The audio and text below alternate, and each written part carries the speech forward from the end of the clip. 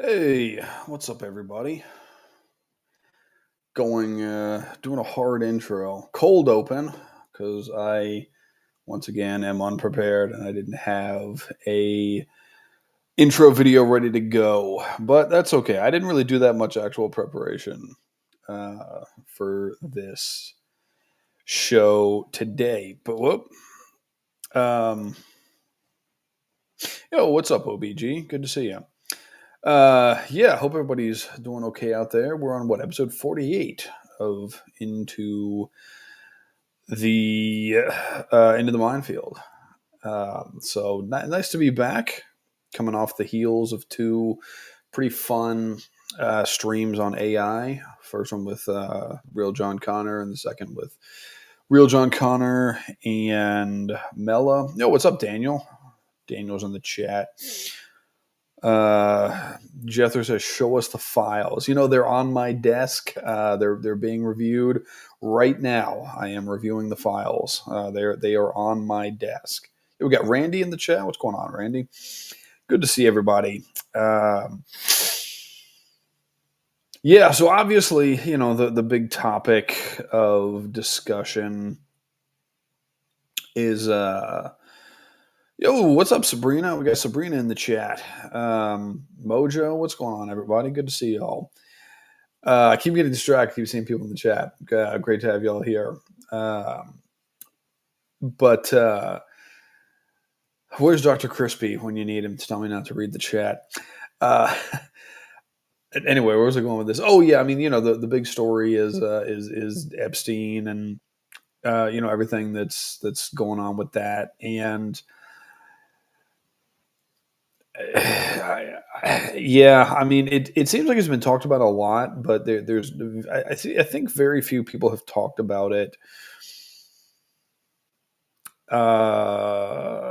in a way that actually matters. I know, like Jimmy Dore, they've been covering this on his show. Do Dissidents has been covering this on their show, and those are the only two shows I've really had any time to listen to lately. Um, Mostly just because I've had other things going on, and um, yeah, I mean, there's been a lot of like obfuscation and misdirection with this.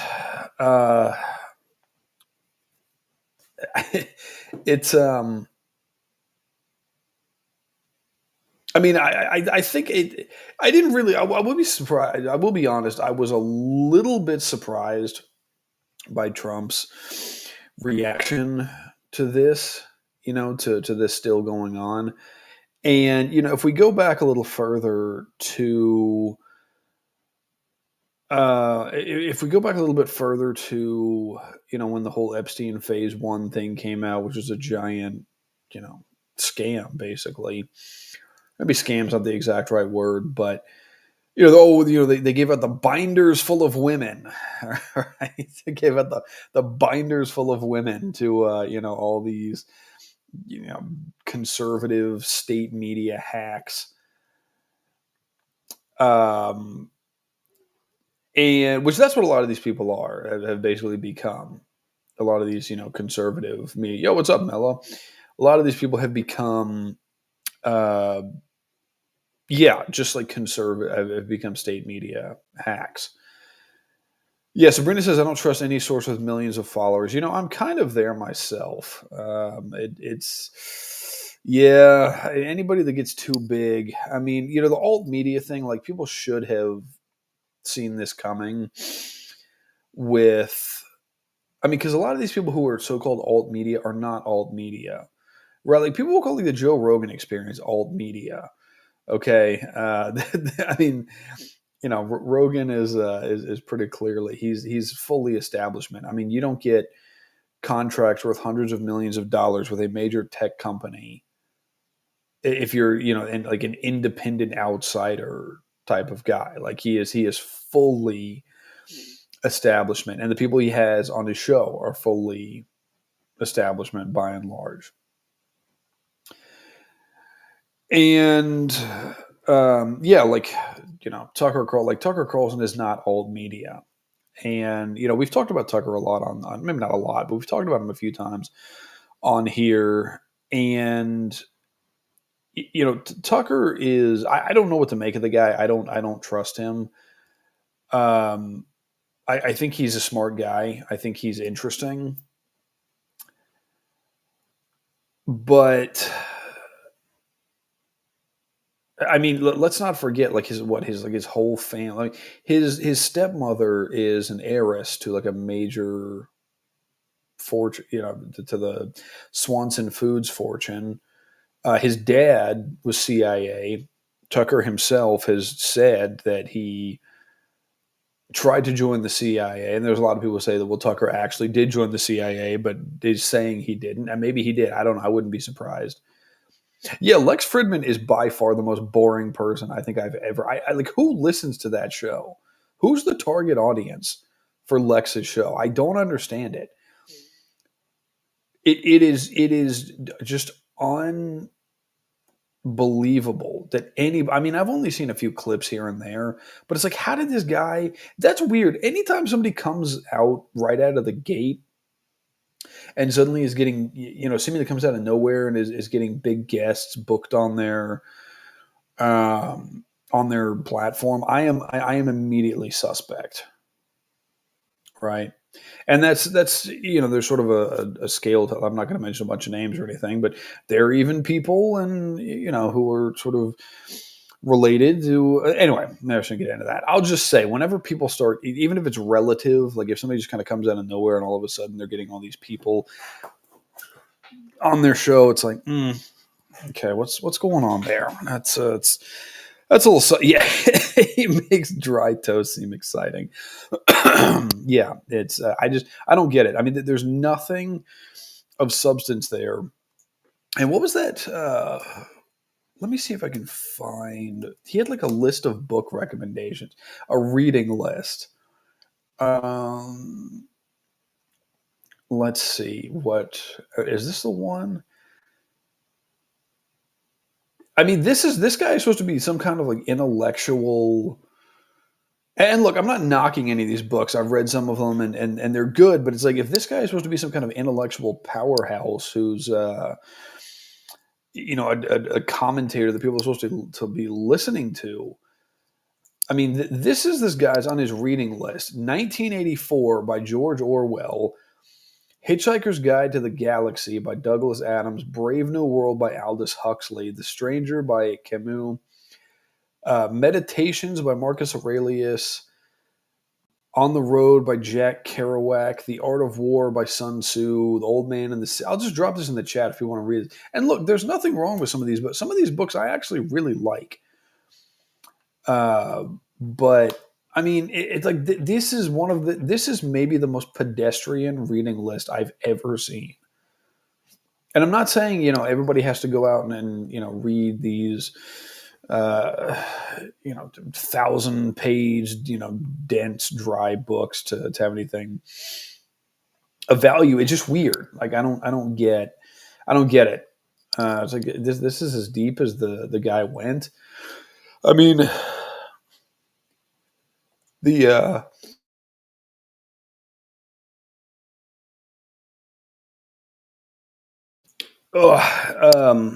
what was I saying? I had to sneeze, and I completely lost my train of thought. Anyway, people can check out that reading list if they want, but and I'm kind of I'm jumping all over the place. But yeah, I mean Tucker. To get back to Tucker, it was interesting to see how uh, he just had he just had Charlie Kirk on his show. I didn't watch the episode because I don't care. I can't stand Charlie Kirk. Um, but he just had Charlie Kirk on his show, and I thought the timing was suspect. It showed. I'm not subscribed to Tucker's channel or Charlie Kirk, so I don't know why this showed up in my YouTube feed. But I opened up my homepage, I think yesterday, and the first thing that showed up. it was like Tucker has Charlie Kirk on his show, and then I thought, oh, let me.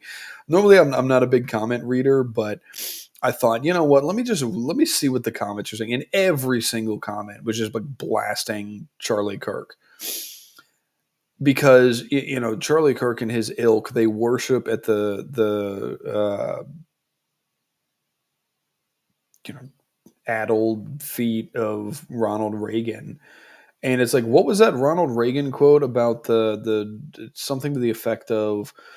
I don't know if it's at least a quote that's attributed to him. Something to the effect of, it's like the scariest words you can hear. I'm from the government and I'm here to help.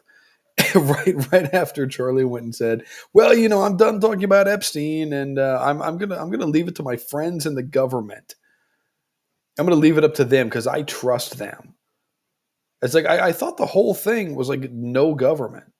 Not no government, but this guy wants like the smallest government. He wants a tiny government, like limited government, and all that is like anti-government. Oh, but now you're going to um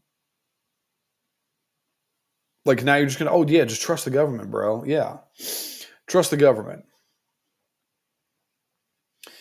Yeah, I think Rogan is a leftist. I don't really know. I don't.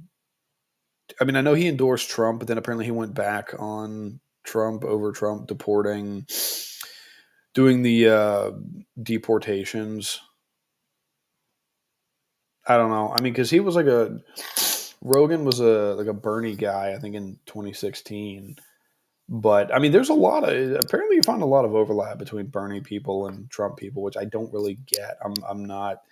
I don't quite understand that. I don't know who what Trump is saying. I mean, that being said, like Bernie Sanders has said some things that are correct, like I agree with. I think you're right about. Uh, too bad Jason's not here, so I can't give him a hard time about the Bernie thing. Um, but anyway, yeah, it's interesting because the as much as they try to sweep this Epstein thing under the rug, like it's not working. And so to get back to the binders full of women, I think that they thought they could, who they give this to, like Jack Posobiec, who's a spook, by the way. If people didn't know, Jack Posobiec is naval intelligence, and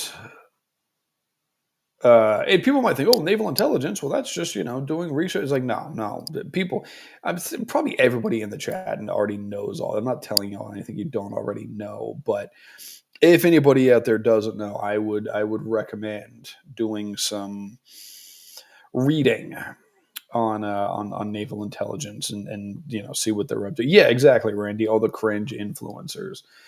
But I remember, yeah, it was like the Cheo right chick or whatever her name is, the woman that runs Libs of TikTok, which I thought was an interesting account initially. It was like that's an interesting idea. Just take these people's TikToks and just repost them.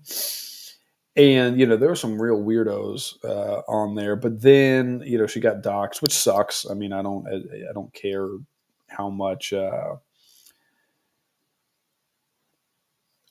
don't care how much I may not like somebody. I don't like seeing people get doxxed. But then she decided she was going to become a commentator, I guess, or something. I don't know.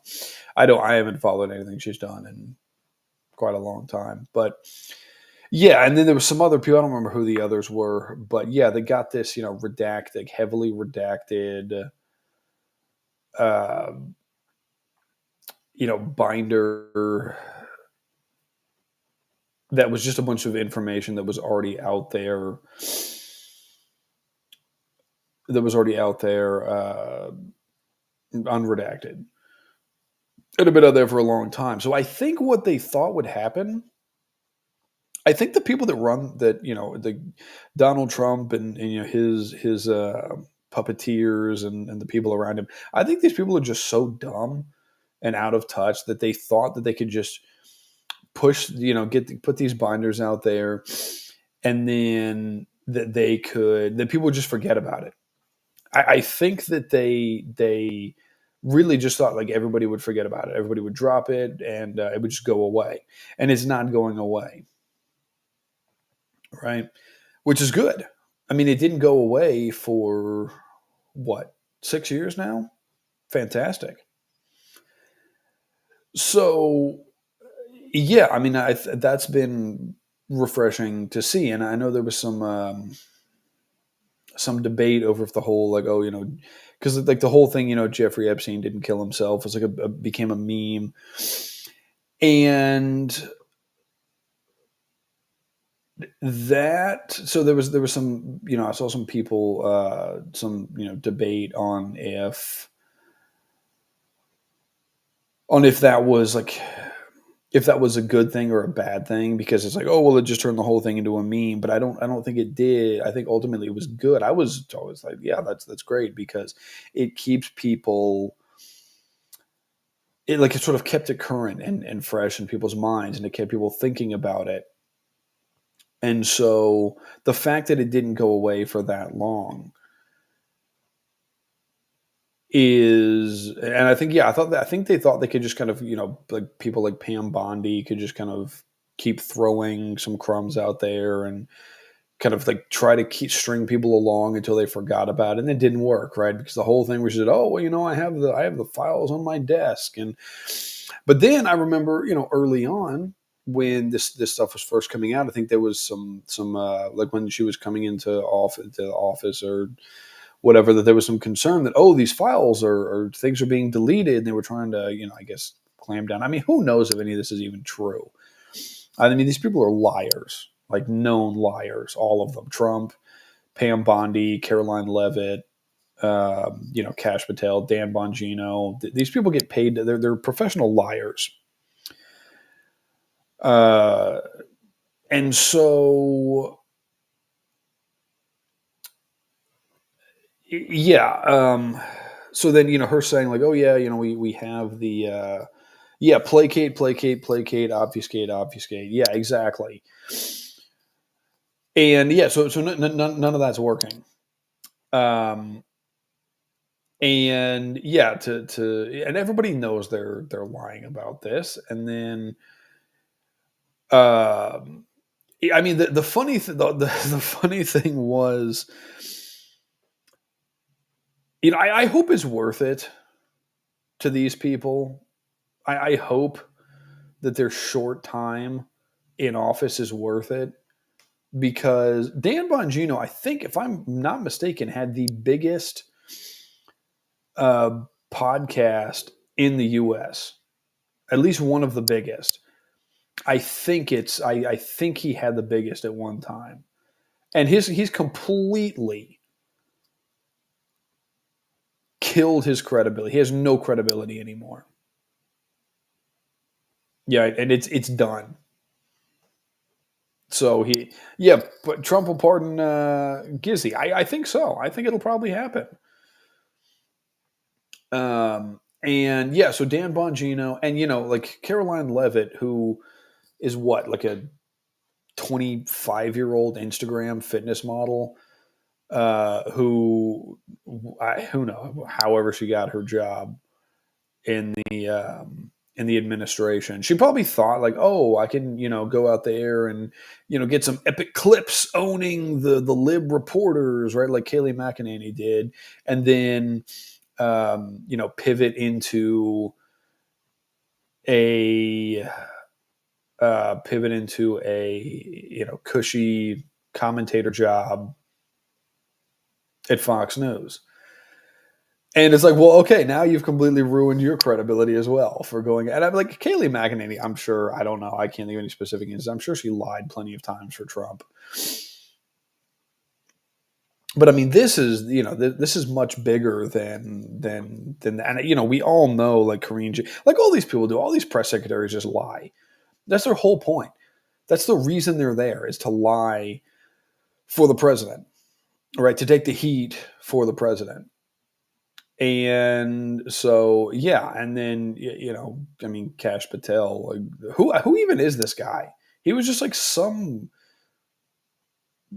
like kind of weird guy that would just go and rant about pedestrian conspiracy theories on right wing grift casts. And then suddenly now he's the FBI director. I mean, like, what? Where did that come from? Who had like Pam Bondi? I mean, wasn't she like a George W. Bush person? I think she had, or maybe it was Jeb. She had. I think she was linked up with the Bush family somehow. Uh, so yeah, it's like, well, I hope this is all worth it. I mean, for Dan Bongino, that famous clip we've all seen. I didn't get any of the clips together or anything. I'm sure you all have seen all these, but that famous clip, now famous clip, where he went out and he was like, I mean, look, Epstein, he offed himself, right? I've seen the videos. I was like, well, hold on a minute. I thought there were no videos, right? I thought the whole thing for years was the cameras malfunctioned. There were no videos, right? Nothing was going, nothing to see here. Well, then turns out, oh, by the way, they did scrape up a video from somewhere, and then oh, there's a minute missing, but that's just because of old technology. Okay, uh, I mean, who knows when that video's from? I don't buy that it's actually from that night. And then people were saying, well, oh, if just a minute missing, like nobody could have, strangled Epstein in under a minute. I mean, I don't know. I'm not an expert on strangulation, and I've never, I've never done that, and I don't really want to Google how long does it take to strangle somebody. But I would imagine, someone who is properly trained, like a Jason Bourne type of character, probably could pull off a strangulation and like get in. Um, break the hyoid bone and get out in under a minute. Probably, I don't know. If there are any experts on strangulation and hyoid bone breaking, DM me at Digital Minefield. Let me know. Uh, but on Instagram. But anyway, yeah. So and it was funny. I'm just sort of like thinking. I know I'm jumping all over the place. I'm just sort of thinking out loud here, but there was a lot of discussion on people were saying, "Oh, well, Trump's not in the so-called Epstein files because if he was, then the Democrats would have used that." And it's like, no, dumb, they wouldn't, because if they would have put that out, that would have just made people more interested. And they said, okay, well, then the pressure would have been on to know, okay, well, now we have to know who else was in there, and we all know it's it's also there's a ton of Democrats in there, right? I'm sure politicians, donors, friends. I mean, this is a bipartisan operation. So no, they would not have used that against Trump because that would be mutually assured destruction, right? And so yeah, I mean, he probably. I mean, look at the thumbnail for the video. There's whole you can find whole like photos compiled together of Trump and Epstein. Who can remember, or who can remember, who could forget the when when Trump was asked about Ghislaine Maxwell, and his response was, "Oh, I wish her well." Right? Yeah, exactly, Daniel. The files implicate the donor class of social engineers that own both parties, 100%. Right? I mean, we see how deep Epstein's connections went. Right? It's not like, oh, he was just palling around with Bill Clinton and Donald. No, I mean this guy was. I discussed this on the stream. I don't remember which one, but there was a stream where I went in on his relationship with Leon Black, who co-founded, was it Apollo? I think yes, he was former CEO, and I think he co-founded Apollo Global Management. So yeah, I mean this guy was tight with a lot of people and high places. And then Bill O'Reilly, I pulled this article up. I'm not going to play the clip because it's with Bill O'Reilly and also Chris Cuomo, and I can't stand either of them. But yeah, this is from News Nation. Oh, it was his television commentator Bill O'Reilly said Wednesday that he spoke directly with President Donald Trump about the Jeffrey Epstein case, with Trump expressing concern about protecting people who had innocent connections to the disgraced financier. Look, if this was connections, I just don't buy it. I mean, anybody this guy would have connected with almost certainly would have known, what he was up to. Maybe way back prior to the first conviction, but even, I mean, let's not forget Cindy McCain. There's Jason. What's up, Jason? Cindy McCain said who there's zero evidence that she had any interaction with Epstein, ever crossed paths with him, was ever in contact with him. But Cindy McCain said, "Oh yeah, everybody knew what Jeffrey Epstein was up to. We all knew, yeah."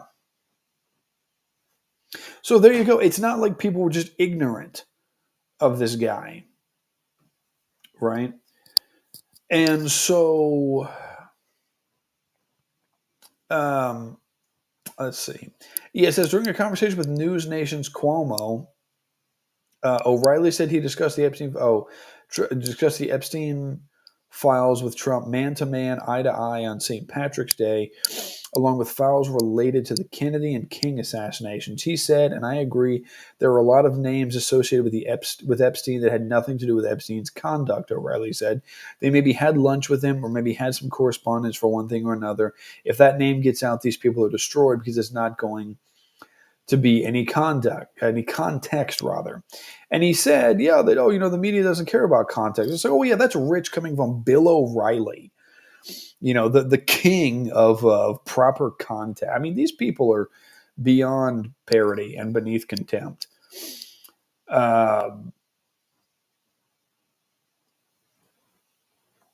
Yeah, so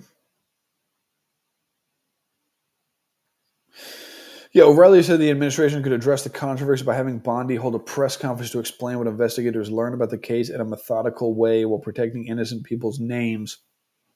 You can't destroy human beings by putting out the files, whatever they may be, but you certainly can have Attorney General Bondi say, this is what we know, and we're going to protect the innocent. The commentator also said former Attorney General Merrick, okay, blah, blah, blah, whatever. Of course, he's gonna pivot to Merrick Garland and Obama. Great, cool.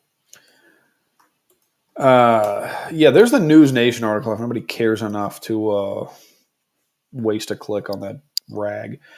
But yeah, I don't know, man. And the what's, because it's like, okay, you're concerned about somebody who had lunch with Jeffrey Epstein. Was like, why would you even go to lunch with that guy in the first place? Of course you're going to know what he's doing. Everybody knows what he was doing. I've known for over 10 years. I remember first hearing about Epstein. I think it was over 10 years ago. And I'm not saying I knew the guy. Obviously, I didn't. But I'm saying, like, because the case was around and people were in certain circles were talking about, hey, did you know that this guy who has this, excuse me, who has these convictions, criminal convictions, is in tight with the Clintons? So it's like, whoa, who's this guy? What's going on here? So yeah, I've known about this guy for a long time. Yeah, sometime over, excuse me, over 10 years. So, and I think what's worse here, though, maybe not what's worse. I mean, there's a lot of bad here. But anyway, if he's going to talk about the innocent, it's like, why isn't Bill O'Reilly, showing any concern for, showing any concern for the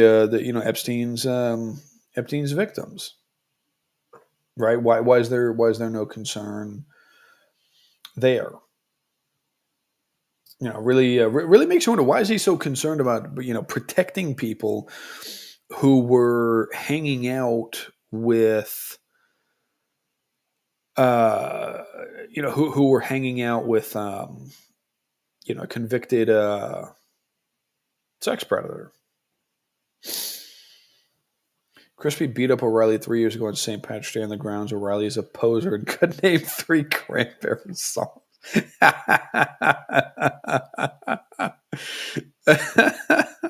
That's good. That is good. Well done. Yeah. Shout out to the Cranberries. Rest in peace. Cannot. What was their singer's name? I cannot think of her name. Am I blanking out? Uh, I don't know, but somebody in the chat will know. But straight up, Salvation is maybe one of the best songs ever written. Dolores, thank you. I cannot think of her last name. Um, what's with all the footballs? Is there a joke? Is there an inside joke I'm not aware of? I keep seeing footballs in the chat, and I feel like there's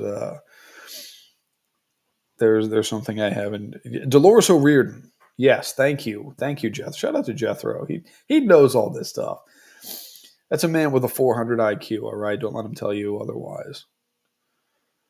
Podesta. Oh yeah, Podesta. Oh yeah, yeah.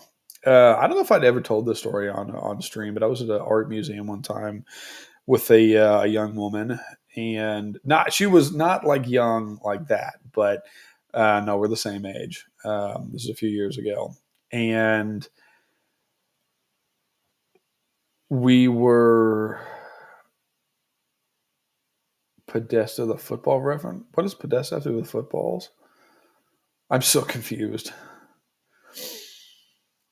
I don't know. Okay, anyway, I was at an art museum with a woman, and we're just kind of walking around, and we come to this one section, and I see these kind of weird paintings that are up there. Nothing like super creepy, but just weird. And they had this plaque type of thing that they have at museums, and sure enough, it was artwork that was, I don't know if it had been donated or it was on loan or something, from none other than uh, Tony Podesta.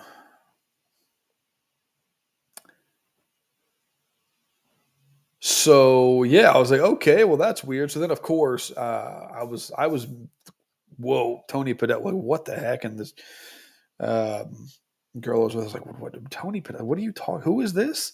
And so then I went into this I went into this whole explanation about Tony Podesta and how all the weirdness. Dan Areno, Hall of Fame quarterback for the Dolphins. Okay, okay. Well, what's up, Clontarf? I gotcha. Okay, I'm not I'm not much of a sport. Okay, that's gotcha. But yeah, it was really weird. I was like, this is Tony Podesta's artwork that is up at this. So yeah, I went into the whole thing about this guy and who's the other? Why can't I remember their name? John Podesta, and all the weirdness and yeah, it was pretty strange. So really weird stuff. So anyway, like I said in the Instagram post, I'm just sort of free associating here. I don't really have anything really too planned out that I'm kind of winging it here. Haven't done one of these. Haven't done an off the cuff stream in quite a while. Yes, exactly, Jason. Yeah, that stuff is insane when you dig into that. Also, there is a lot of people think, I don't know, but a lot of people think that John Podesta is actually Chester Bennington's dad. I heard somebody say that or saw or read it somewhere. I was like, what? And then I looked at photos of John Podesta and Chester Bennington side by side, and I was like, whoa, okay, yes, spitting image, 100%. Yeah, they look eerily similar. Very, very weird. I don't. That was pretty bizarre. So I think, I mean, it could be. I wouldn't be surprised. But anyway, uh,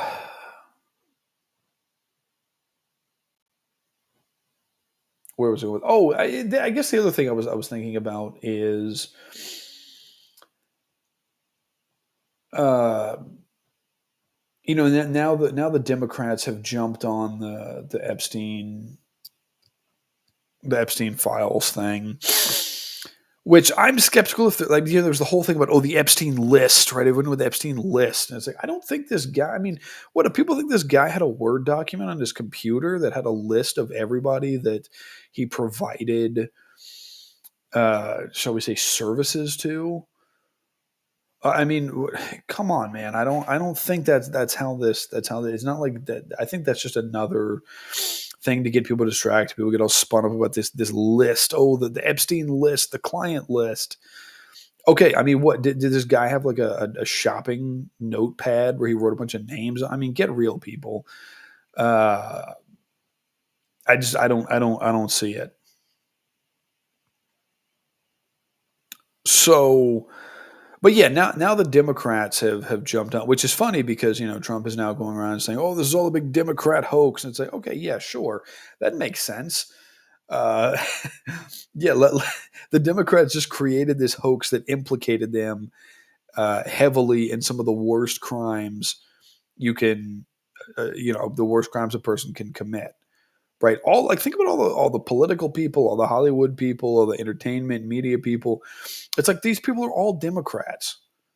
They're all tied in with the Democrat Party. Are you telling me that the Democrats created this whole hoax that painted them to be donors and friends and clients and pals of a child sex trafficker? I mean, is this what we're going with? I mean, is this guy an absolute? Oh, well, yeah, he is. He is a moron, but that's just astounding to me. Like, okay, yeah, that makes sense. Yeah, the Bill and Hillary cooked up this thing where Bill, became best friends with, with Epstein. Say, oh, okay, did Bill also was he also the one that hung up the painting of him wearing the Monica Lewinsky dress at Epstein's house? Right? Was that also something? Was that also a hoax that the Democrats cooked up? I mean, what a moron! It's really staggering how somebody this dumb made it to the White House. But I mean, there's a long line of dummies that have made it to the White House, but this is on another level.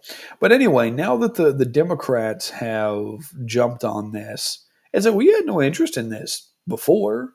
And this is the problem because what gets lost in all of this, as I mentioned earlier, is the people, the young women, young girls who were trafficked by this network of just like despicable, evil ghouls. And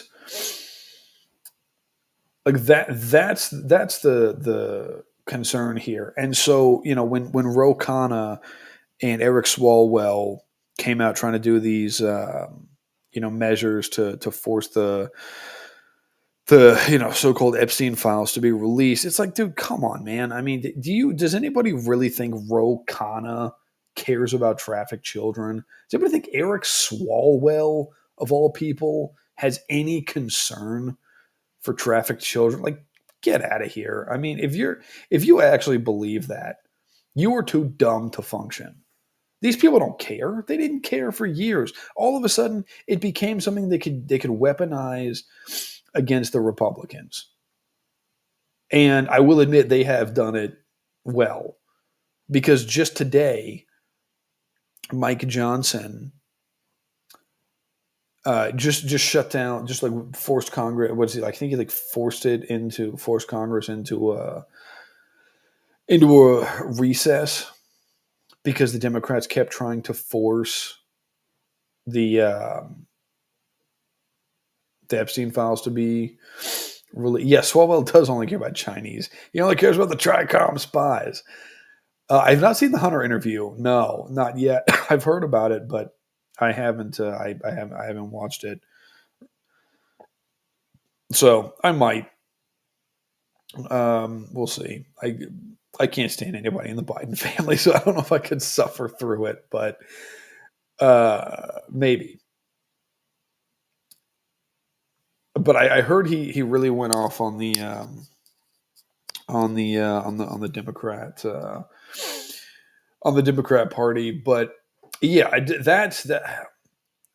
I mean, I think it is kind of funny that what the Democrats are doing is interesting because uh,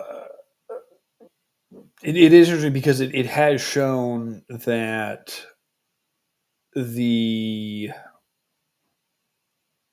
the Republicans have become the party of protecting the worst people in the world. So I think yeah, I mean it's forced them to time and time again. They're going to keep blocking it. And I don't know. I mean, it's interesting that the Democrats would be trying to force it because it's like, well, their people are going to go down for that too.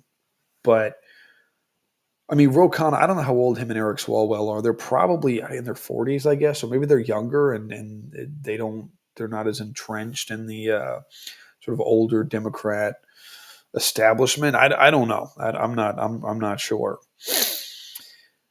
Could watch it on stream. Yeah, I don't know how long it is. I'd have to look it up and see if it's really long. Then maybe I could do something on it later. But uh, I'd have to look it up and see. Hmm. Let's see. How long is it? Oh, it's 3 hours and 16 minutes. Yeah, that's really long. Yeah, I can't do that tonight. I might look through it and see if there's any clips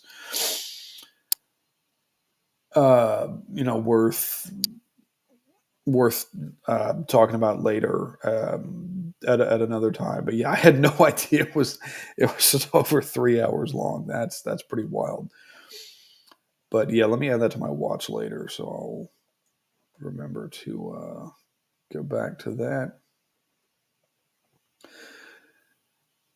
Yeah, Dems are offense, reps are defense in the ground football game. Political, yeah, 100%. I mean, this is theater, but I mean, at least like that, and that's going to be hard for the Republicans to shake. That they are the messaging that they are the party of pedos, right? The party of protecting them, of protecting pedos. And I mean, it's true. And it's not like the Democrats are any better. I mean, they're just as bad. Like both parties are equally terrible. And I haven't looked at the polling numbers, but I've heard that the Trump and Trump and the Republicans at let me see if I can find I wonder if I can dig up the tweet. I saw a screenshot of one earlier from old David Koresh. Jethro knows what I'm talking about. Old Dave. I'm just kidding. That guy's actually he was very cool to me when I met him.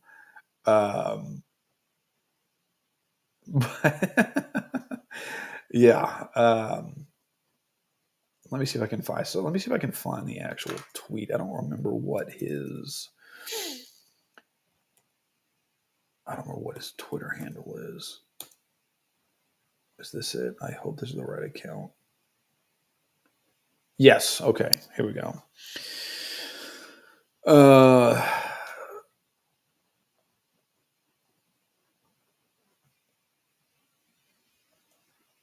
okay. So yes, this is he had screenshotted a tweet and then a retweet This is from an interactive polls. This is a CBS News poll. Trump's approval trends among ages. So this is just ages 18 to 29. Early February, approved 55%, disapprove 45%.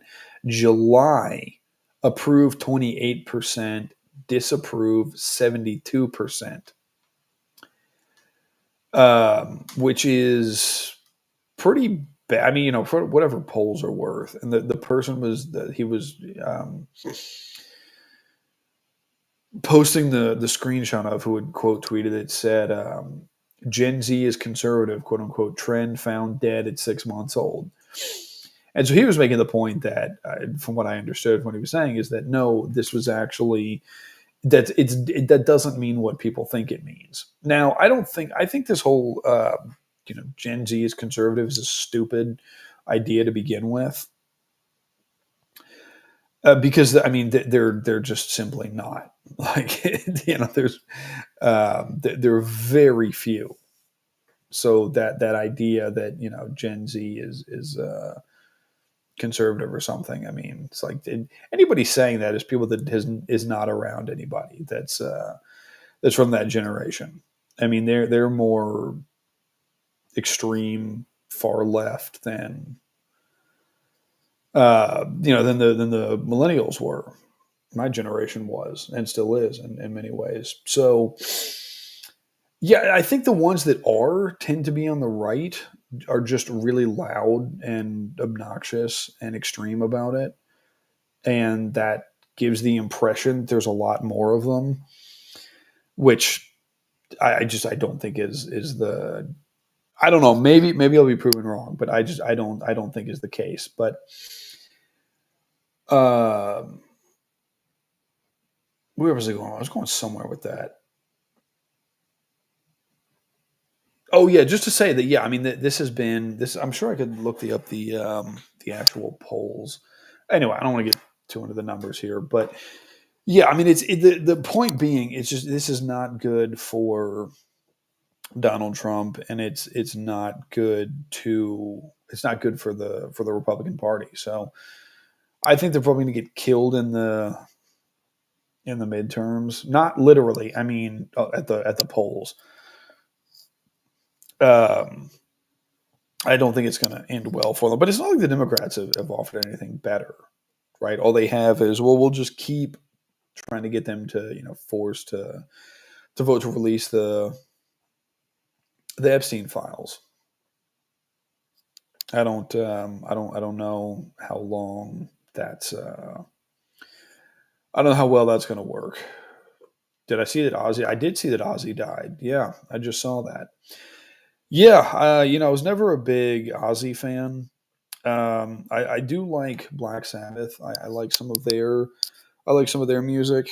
I I really like Volume Four. I think Volume Four is excuse me. I think Volume Four is a good record. That actually Volume Four actually has my favorite Black Sabbath song on it, which is track. I think it's 6. Is it? No, it's 5. Okay, I was off one. Um, Sabbath fans will know that track is Super Not. That is the best Sabbath song. And had Snowblind on it too. That was a pretty good one. Saint Vitus Dance. Yeah, I mean that was a good record. But yeah, I mean Volume Four. That's a classic. But I mean, as far as Ozzy's solo material, I didn't really care for it that much. Actually, I saw it I never really listened to because like when I was a kid and I was getting into music, especially more kind of heavy music. I was listening to like Slayer and uh, Job for a Cowboy and uh, who like Colin of Arabia and Ramallah and Bane. And yeah, all this like crazy, like Superjoint Ritual, Pantera, all of that. So Ozzy Osbourne, I was like, dude, freaking, that's like old people music. I don't want to listen to that. That's like corny old people music. Yeah, like when I was a kid, yeah, it was all about yeah, like Slayer and Superdrunk Ritual and Bad Brains and so. But then it wasn't until I mean I liked Sabbath, but like I said, I never really liked Ozzy until I was watching. I think it was the first time I watched Gossip Girl, and they played "Mama, I'm Coming Home" in it, and I don't know something about that. It just it hit me. I was like, man, that's actually. I mean, I knew that was an Ozzy song, but it hit me. I was like, dude, that's actually pretty good. I like that song. Yo, Kristen's in the chat. What's up, Kristen? Kristen's chatting instead of making my tacos as usual. But yeah, so rest in peace, Ozzy. Uh, yeah, I mean, I'm not a huge fan of his solo material, but uh, guy had a heck of a life. But anyway, to get back, yeah, music detour. To get back to, I don't really know what else there is to say about the whole Epstein thing. It's interesting. I was talking to a friend the other day, and he told me he said, I was like, He said he came to this realization. He was like, you know what, you were right. Like you were right all along. You're right the whole time. And I was like, what do you mean right about what? And he was like, you were right about Trump from the beginning. And he was saying, like, I'm not like a fan or supporter of Trump, but thought maybe things might be better. He was like, no, but you were right the whole time. And as good as it feels to be told you're right about something, it's like I didn't really want to be right. Yeah, vindication. I feel vindicated, but it doesn't. It feels good, but it also doesn't feel that great because of the implications of what that means. Like it means that we are indeed, uh, that this lunatic who pals around with sex traffickers is sending the country off a cliff. Oh, that's the other thing. I didn't finish this. I got sidetracked, but when Trump was asked about Ghislaine, he was like, "Oh, I wish her well." And then when he was later asked about that, following up on it, he said something like, he was like, "Oh, well, her boyfriend just died, and oh, I don't know," and he, was kind of made it pretty clear that there was some affection for Ghislaine there, right? Because as Whitney Webb said, he was much tighter with Ghislaine and the Maxwells than he was with Epstein. So yeah, I mean he's very much he does not, and he never explicitly ran on anything having to do with Epstein and releasing the files or whatever. Even when he was asked about, oh, would you release the JFK files? Oh yeah, would you release the MLK Jr. files? Oh yeah. What about the Epstein files? Yeah. Well, actually, I don't know. And so even though a lot of people around him, it became part of the campaign, part of his platform. Even though he never, Trump himself never said that. Yeah, I don't. He had never had any intentions of doing that of any ever putting anything like that out there. And then he had his when he had his whole blow up about, like, oh, are you still talking about Jeffrey Epstein? Like, oh, we've done all these great things. We have all these accomplishments. And say, okay, hold on. First of all, what accomplishments? Right? You passed a wildly unpopular bill that is probably going to be the final nail in the coffin of the U.S. economy. You have got titanium dioxide banned from Skittles by like 2029. Okay, great. Yeah. You've deported a couple thousand people. All right, cool. That's your accomplishment. Like that's what they've done. Like that's their accomplishments, right?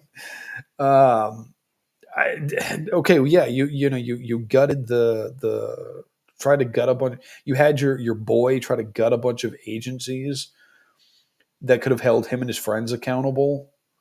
This is your accomplishment. Like there have been no accomplishments. They've done nothing noteworthy.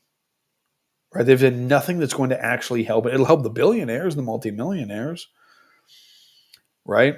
The bill's gonna cut their taxes. You're gonna screw over working people.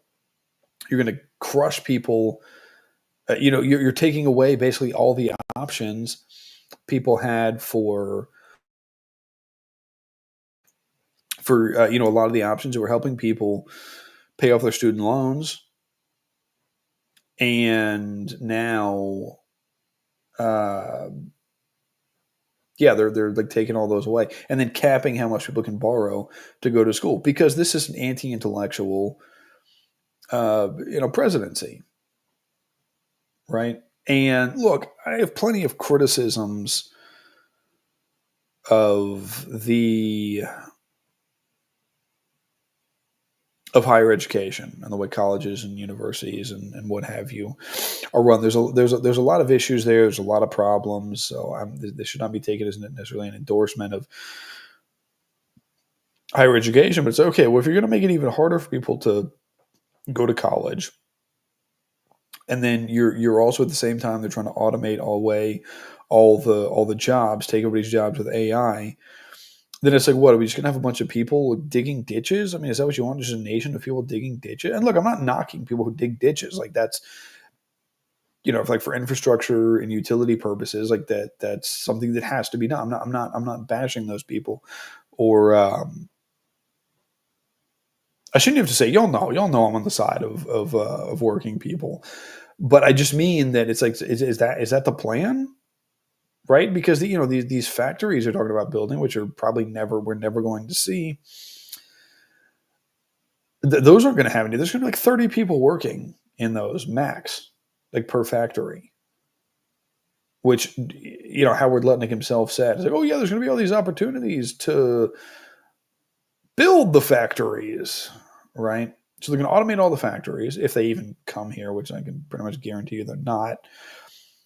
They're going to, automate the factories, automate all the white collar jobs, automate as much of the blue collar jobs as they can, and then what? Right? Then what do you do? Because the Republicans aren't going to give you UBI. They're not going to do that. Neither are the Democrats. They're not going to do that. So then, what are you left with? Right? I guess that's when they just start nuking cities to get rid of as many people as they possibly can. I don't know. That was dark. I think I talked about that on another stream. That's, I mean, there's no other way to. Anyway, yeah, Lutnick, exactly. Yeah, Lutnick, Epstein's. I forgot about. Thank you, Jethro. Thank you for reminding me of that. Lutnick, who was Jeffrey Epstein's neighbor, which nobody ever asked him, like, "Hey, pal, did you ever see this guy acting weird? Did you ever see anybody coming in and out of? Did you ever hear anything weird going on there? Do you know anything about that?" Howard Lutnick, by the way, who just so happened to not go into work on 9/11. Right? Same as, wasn't it both Seth MacFarlane and Mark Wahlberg, who also both didn't get on the flights that went into the towers? I think it was Mark Wahlberg who said something like, "Oh, if I'd been on the plane, things would have gone differently," or something like that. That was so funny. Shout out Mark Wahlberg. Yeah, but yeah, it's like that. Well, that's interesting. Yeah, Howard Lutnick, his next door neighbor, Epstein. Um, that's interesting. Wonder if he ever heard or saw anything weird. Wonder if he ever hung out with him. Probably. I don't know. I'm trying to think if there's anything. I didn't make any notes or anything. I'm just going to. I'll probably think of 10 things after I end this that I should have talked about but didn't. I meant to talk about. Uh, I don't know. I don't really know what else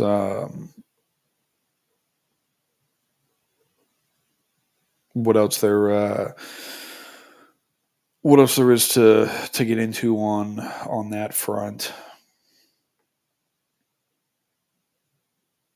I think that probably covers most of it. Oh yeah, I mean, well, I guess the other accomplishment was Trump bombing another country on explicitly on behalf of a different country, of a third country. I mean, yeah, that's a real accomplishment. Basically, starting a war so then that you can then try to take credit for ending the war. I mean, these are sick people.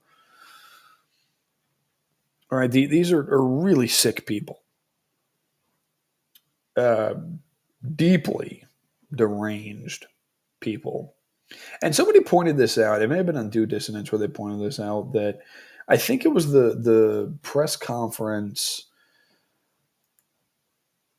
I think it was the one after Trump's Epstein meltdown. I could be mixing that up. Where Caroline Levitt, who is claims to be, I guess at least, I think she's a Roman Catholic or something. I mean, I don't know. Whatever she is, sure, I guess. Interestingly enough, whenever she did that press conference, the daily press briefing or whatever it is, apparently did not was not wearing her the cross necklace that she always wears. It's like that's interesting. Probably because she knew she was going to have to go out there and lie through her teeth the whole time. So yeah, I hope giving up that Instagram modeling or whatever it was career is is worth it to sell your soul for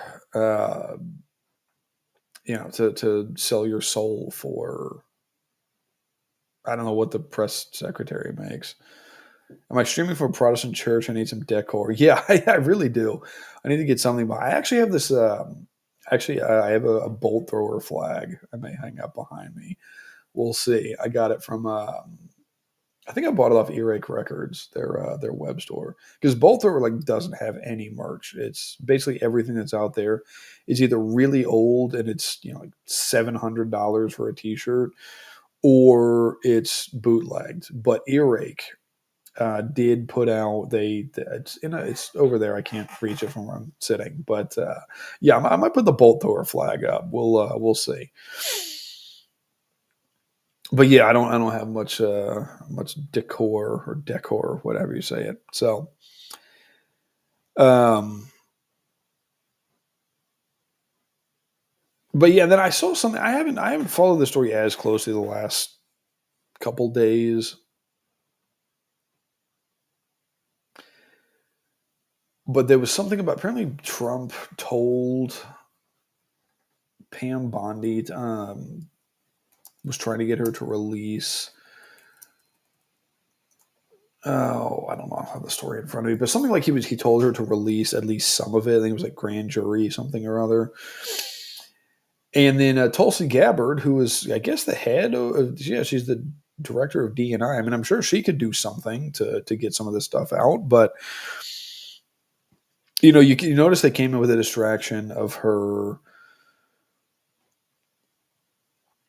of Tulsi coming out with the whole something to do with Obama and John Brennan or whatever. I don't know. I didn't pay attention to it. It's like they're clearly trying to. Yeah, Moldy, you did forget it was on. You gave me a hard time in the chat for postponing, which I'm not going to apologize for having a social life, which is why I had to postpone this. Uh, but yes, I can't believe it. You come in and harass me in my own chat, and then you show up an hour and 4 minutes late. Uh, Postpone this another day and start over. Don't tell me what to do. But yeah, exactly. Yeah, distraction with RussiaGate, and it's like okay, sure, yeah, that's important, but Epstein is this is way more, and it's not working. It's not working. People are not letting this go, and you look, and maybe that's legitimate. I don't know. I mean, I didn't really look into it, but I mean, it is something that's worth looking at. I think. But uh, yeah, it's not going to work. People are not going to let the Epstein thing. They're not going to let it go. And good. I say keep it up. Keep the pressure on.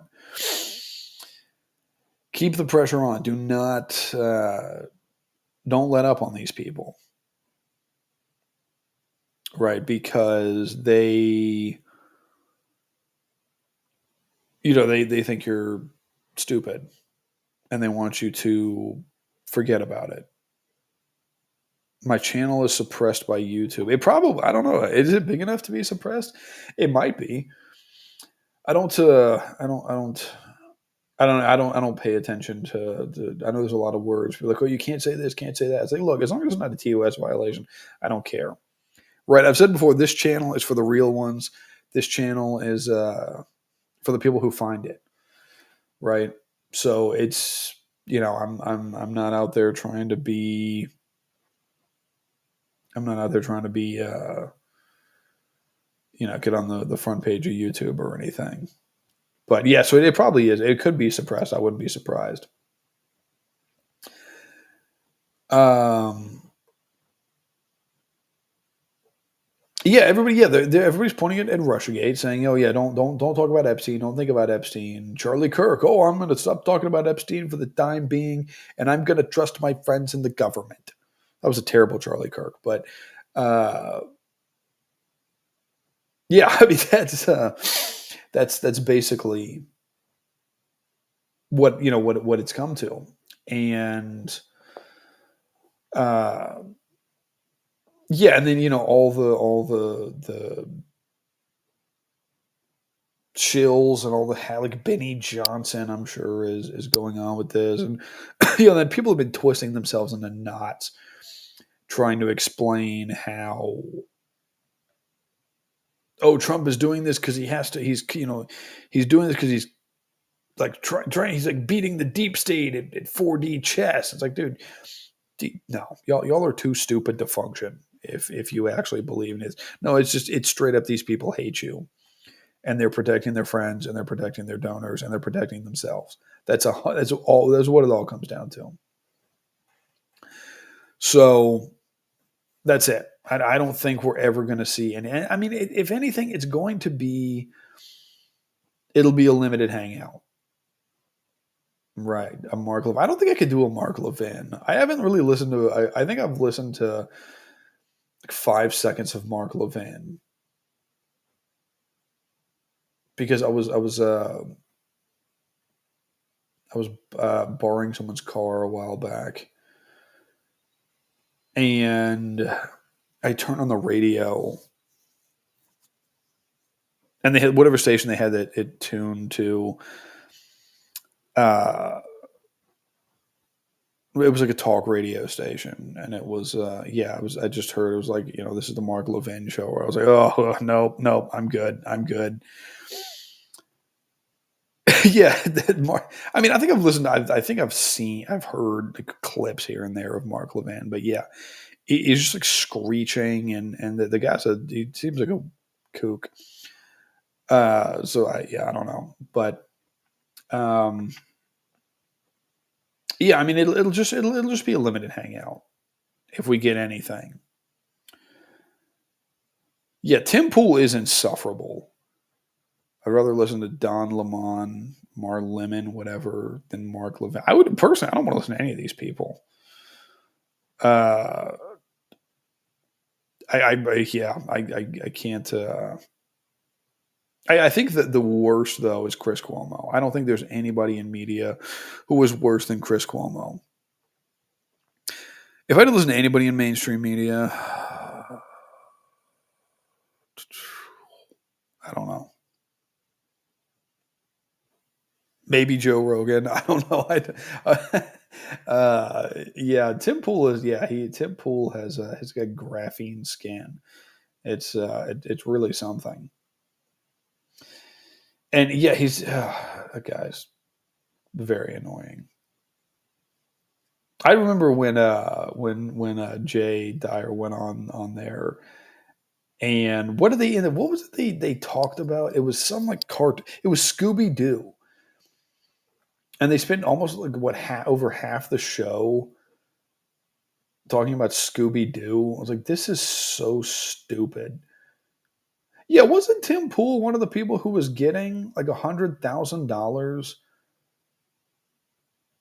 a month or a week or whatever to do shows from that conservative commentator girl who was her and her husband were like getting money from Russian oligarchs or something, and then funneling the money into media people. I'm pretty sure. I don't want to accuse anybody. I'm not trying to accuse anybody of doing anything illegal. I think he was one of those people that was that was getting paid to. Yeah, Lauren Chen. That was her name. I couldn't think of her name. Yeah, he knew nothing about it, of course. Yeah, I mean, if I was getting paid, hundreds of thousands of dollars from, I mean, look. Here's the thing, folks. This shows that these people are soulless. They don't care about anything. They don't believe in anything except for money and influence, having a media career. Because if somebody came to me, now I'm nowhere on the level of Tim Pool, but if somebody came to me and said, Lauren Chen just disappeared. I don't know whatever happened with it. I think she was being investigated, but I think she's just gone. I don't know. She's probably in hiding somewhere. Uh, but if somebody came to me, I was like, I want to offer you $100,000, and all you have to do is do this one show on these certain topics, or I'd be like, you know what? No, no, I'm good, thank you. Because whenever people are throwing around that kind of money, it's like, where's that money coming from? Right. $100,000 is a lot of money, and it's also not. Right. In the grand scheme of things, $100,000 isn't that much money, but it is a lot. So yeah, I was like, no, if it's 100 million, maybe we can talk. We'll see. But no, um, I don't know. That's weird. But I keep getting sidetracked. Uh, Hunter Avalon, was that the guy? Didn't he like? Maybe I'm thinking of somebody else. Didn't Hunter Avalon like? Was he like cheat on his wife with a man or something? Or do I have that story totally wrong, or am I thinking of somebody else? Somebody in the chat may know. I don't even know who Hunter Avalon is. I just knew the name, and I remember hearing something about that. I don't know. Anyway, I keep getting sidetracked. What was I talking about before this? Yeah, Tim Pool, Mark Levin. I'm so far off track now. I don't even know where I was going with this. Uh,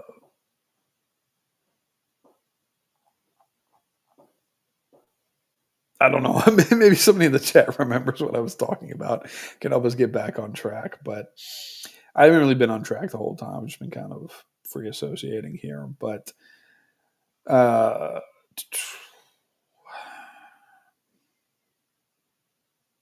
I don't know. Whatever. Yeah, somebody can rewind to get context and remind me where I was going, because I feel like I was going somewhere important. But now I don't know. I guess if it was important, I would remember. Look at Matt Drudge. Even that's a good question. I haven't been on the Drudge Report in ages. I used to check out the Drudge Report because they had good.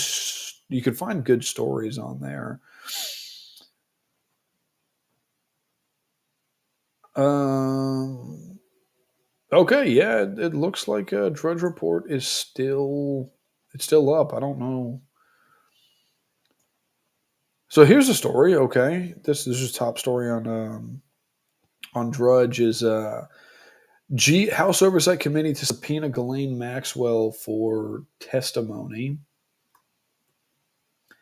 So who knows? I mean, probably nothing's going to come out about that. Oh, I remember I was going with this. The limited hangouts, of course. Oh, don't show me. I got to close this really fast.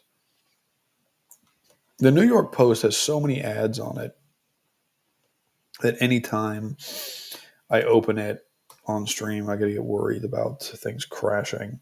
Oh, Matt Drudge sold it? I don't know. He might have. I actually have no idea. I remember reading somewhere that that guy had like crazy amounts of money, like a huge fortune. And I don't know how he made that off of just hosting that website. Maybe ads? I don't know. But oh, I guess he had a show on Fox and a radio show. Um, yeah, this is why. Okay, it was on. Yes, a Drudge previously lived, as according to Wikipedia, previously lived in Hollywood, California. As of 2007, he owned two properties in Miami, Florida, a $1.4 million Mediterranean-style stucco house on Rivo Alto Island, and a 1 million plus condominium in Miami's Four Seasons Hotel. By early 2009, Drudge earned millions of dollars per year, traveled extensively, and moved to another property in Miami. In 2003, he said his one indulgence apart from travel was his Corvette. So I don't know how that guy made that much money. But according to Wikipedia, he's still the editor. But yeah, I guess they're not as big as they lost a lot of influence. Anyway, that was like a 2000s, like 90s, 2000s kind of thing. He was an interesting character, but anyway. Oh, okay. Kristen said he hasn't run the Drudge Report for a long time. Maybe not. I have no idea. Uh, anyway, but yeah, I mean, anyway, get back to try to finish my thought on the limited hangout thing. I mean, if we do get anything from the Epstein thing, it's going to be a limited hangout, right? I mean, if we think back to, I mean, just think about how many like Jethro and I are going to. I know I've been saying forever that it's going to come. It is. It's coming. I promise. The long awaited McVeigh stream that Jethro and I are going to do. Um, it gets into now. It doesn't talk about it being a limited hangout, but like when we think about Operation Paperclip, right? All the Nazi scientists that got brought over to the U.S. Oh, it was for NASA, right? It was for the space program. Well, yes, but actually, the main reason they were here is for mind control, right? So that's where MK Ultra comes from Nazi human experimentation. So there you go. Yeah, and the book Aberration in the Heartland of the Real, it gets deep into that, right? So yeah, but yeah, I mean it'll just be another one of those. I mean think back to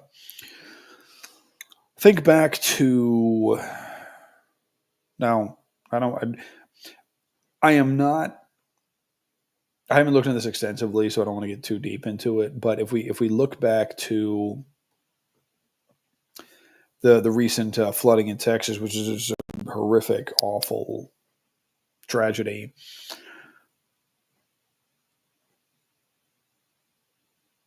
I remember saying in one of the group chats that it was like, there's something about this. We'll say, I don't know if it's a TOS violation, but we'll just say seemed odd. I was like, I'm not sure if this is what it seems to be. And then Daniel, shout out to Daniel, he said that he sent a link that, oh yeah, there was something going on in the sky before this event. But the guy was like, oh, but no, it was only for like a day. And it was just this one. It was like, okay, well, sure. Yeah, I'm sure that's all it was. Right. So, you might get a little bit of something that comes out that we didn't have before to try to placate people and quiet them down. I don't, who knows if we'll if we'll get anything. I personally don't. I don't know. But I would not be surprised. Like Jethro said in the chat earlier, I would not be surprised if they try to uh, if Trump does pardon Ghislaine, because I mean I think she would have a case for okay, well if Epstein didn't do anything wrong, there was no wrongdoing, and it was all just for like what they were just, the whole many people have said it's like oh what so she was just they were just trafficking people to nobody. Right, so is that what's going on? Well then let her out. uh yeah, exactly. All we're getting is pissed on breadcrumbs. Yeah, and I don't expect anything else. Don't expect anything more. Do never underestimate how much your elected leaders hate you. Never underestimate that. These people hate you.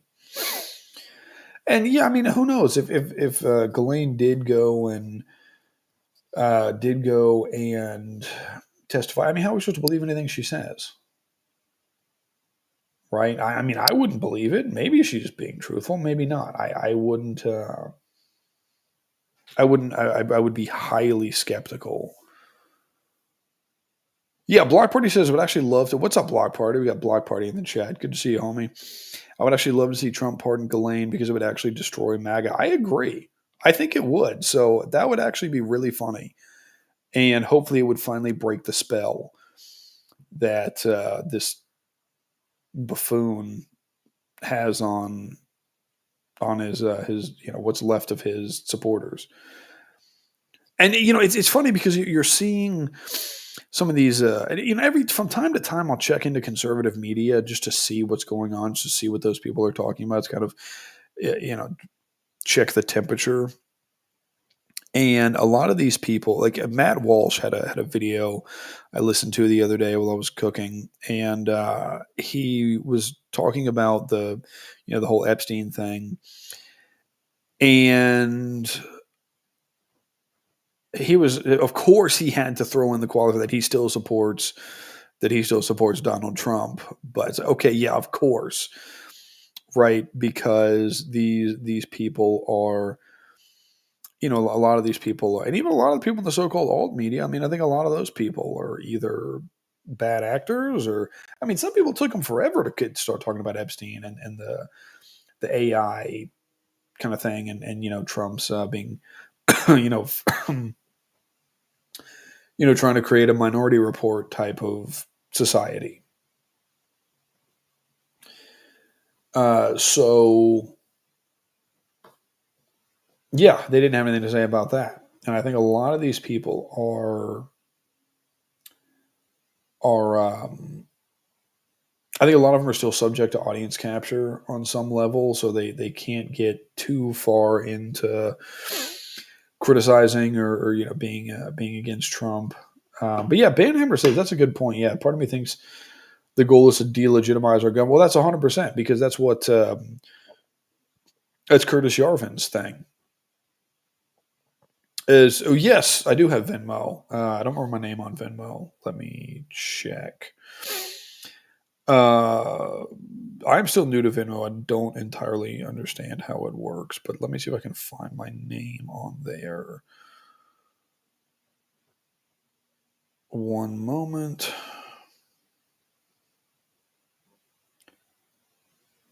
Um, or I can't. This is making for great content. I'm sitting here talk.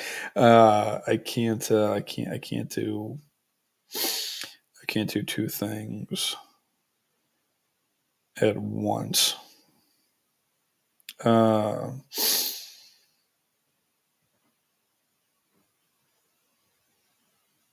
anyway, I'll get it figured out. But yeah, I mean, this is Curtis Yarvin, right? This is his whole strategy is if I remember correctly, it's like to completely like turn the government into like a joke, like basically delegitimize it through scandals and scams and all this kind of thing. So yeah, just yeah, totally delegit. So yeah, I mean, these people are completely, sold out to the Silicon Valley, um, and yeah, people like uh, Curtis Yarvin, right? That this is who they are following. So one second, folks, I'm trying to get this Venmo thing figured out.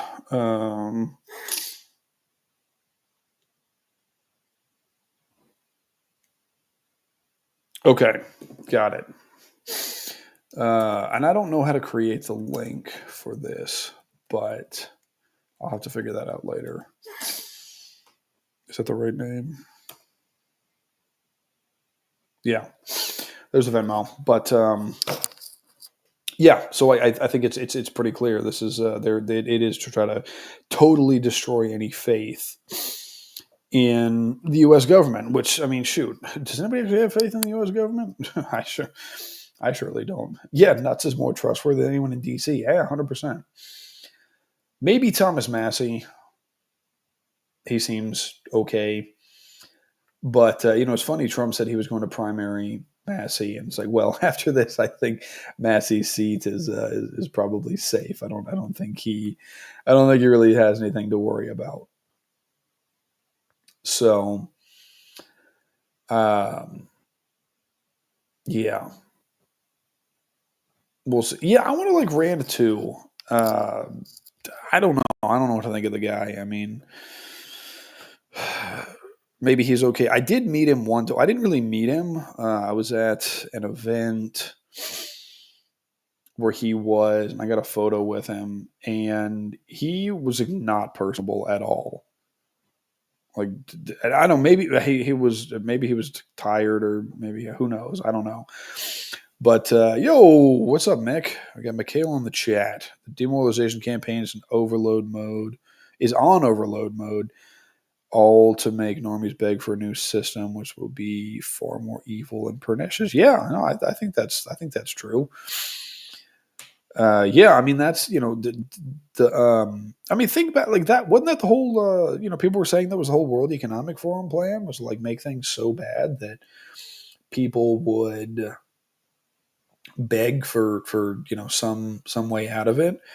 And if y'all want to, you can go on my Instagram at Digital Minefield, and you can scroll back to, let's see, when did I post this? I posted it. When was this?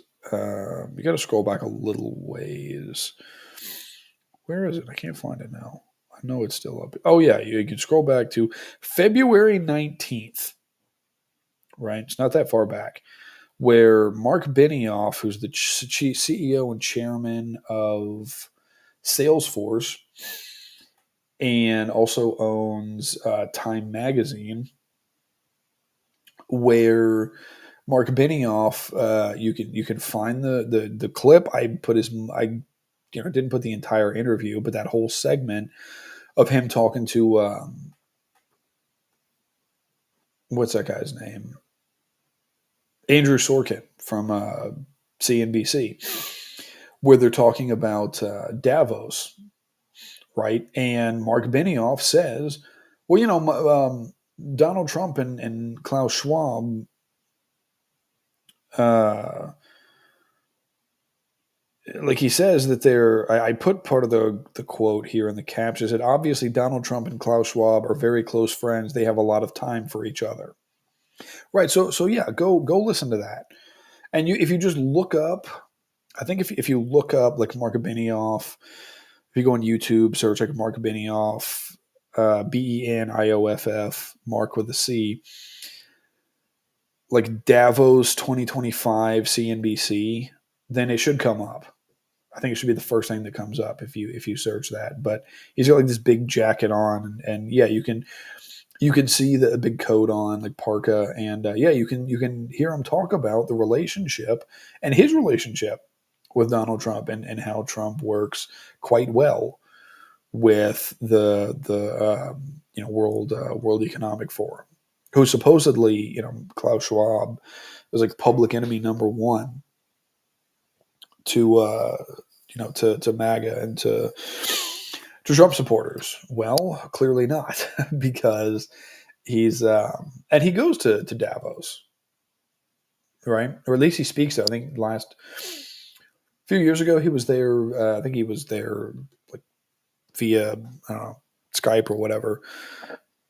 Probably not Skype. I don't think that Skype doesn't just not around anymore. But whatever it is, he was there, and so yeah, this whole idea that Trump is somehow like the anti Davos, World Economic Forum guy is just simply not true. And also, I mean, you could say George Soros, and I've talked about this before, not to beat a dead horse, but uh, you know, George Soros is like public enemy number one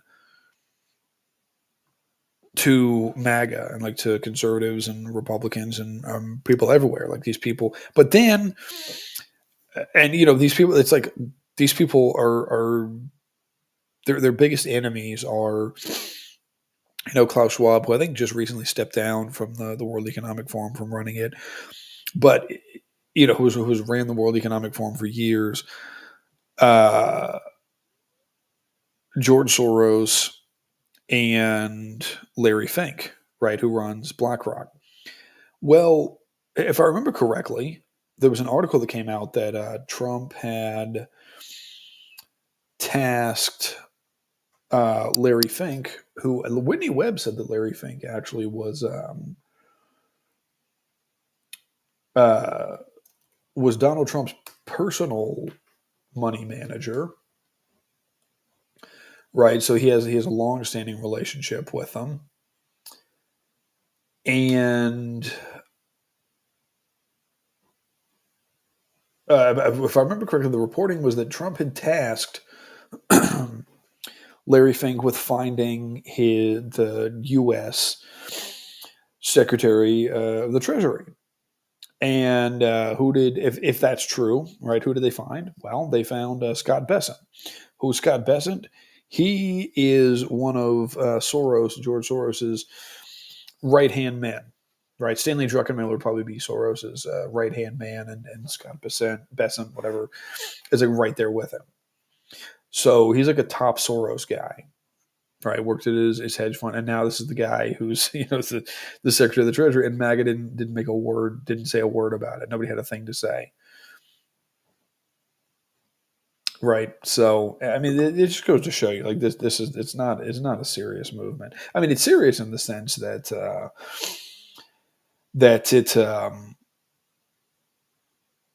it got this guy into office twice. But I mean, he was also running against two of the worst candidates in the history of the world. So it's not like he actually ran against three of the worst candidates. But anyway, so I don't know. I don't know what else what else. I've already gone longer than I planned to. So I don't really know what else there is to say about any of this. Like I said, I don't think we're going to get anything out of if any Epstein files come out. I don't think it's going to be anything. It'll probably just be more things we've already seen already. Maybe a thing here and there that we didn't know about. But if it even comes out, I think they're just going to keep stalling and stonewalling and trying to put out distractions. But I just say keep the pressure on, right? Do not let up. Keep both feet on the gas pedal when it comes to this issue. Yeah. So because this is one of the biggest stories, I think, I don't know, one of the biggest stories Yes, exactly. Yeah, yeah, yes. Christ is the only exit. I think paraphrasing Father Seraphim Rose. Yeah, I wonder if I could find that quote. That's such a good quote.